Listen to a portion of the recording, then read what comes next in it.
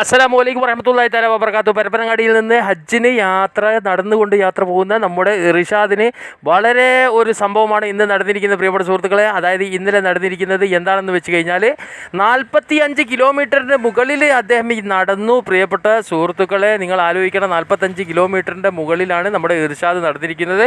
അവൻ്റെ ഒരു എളിയ ആഗ്രഹമാണ് നടന്നുകൊണ്ട് ഹജ്ജിന് പോവുക എന്നുള്ളത്. അതിൻ്റെ ഒരു ആവേശത്തിലായിരിക്കും അദ്ദേഹം നടന്നത്. 35 കിലോമീറ്ററിലായിരുന്നു നടക്കുന്നത്. പക്ഷേങ്കിൽ ഇന്നലെ നടന്നത് 45 കിലോമീറ്ററാണ് പ്രിയപ്പെട്ട സുഹൃത്തുക്കളെ. അങ്ങനെ കേരളം കഴിഞ്ഞു, കർണാടക കഴിഞ്ഞു, ഗോവ കഴിഞ്ഞു. ഇനി മഹാരാഷ്ട്രയിൽ ഒന്നുകിൽ നാളെയോ മറ്റന്നാളെയോ അല്ലെങ്കിൽ ഏതാനും മണിക്കൂറുകൾക്കുള്ളിൽ തന്നെ പ്രവേശിക്കും എന്നുള്ള രീതിയിൽ തന്നെയാണ് പുതിയ അപ്ഡേറ്റ്സ് കാര്യങ്ങൾ നമ്മുടെ ഇർഷാദുമായിട്ട് ബന്ധപ്പെട്ടിട്ടുള്ള കാര്യങ്ങൾ നമ്മുടെ ഈ ചാനൽ വരുന്നതായിരിക്കും. ഒന്ന് സബ്സ്ക്രൈബ് ചെയ്ത് ബെല്ലൈക്കൺ അമർത്തണമെന്ന് അഭ്യർത്ഥിക്കുകയാണ് പ്രിയപ്പെട്ട സുഹൃത്തുക്കളെ. അള്ളാഹു സുബ്ഹാനഹു വ തആല നമ്മുടെ ഇർഷാദിൻ്റെ ഈ ഒരു ചെറിയ ആഗ്രഹം അള്ളാഹു സഫലമാക്കി കൊടുക്കട്ടെ. അവൻ്റെ സ്വാലിയായ മുറാദിനെ അള്ളാഹു ഹാസിലാക്കി കൊടുക്കട്ടെ എന്ന് ഈ അവസരത്തിൽ പ്രാർത്ഥിക്കുകയാണ്.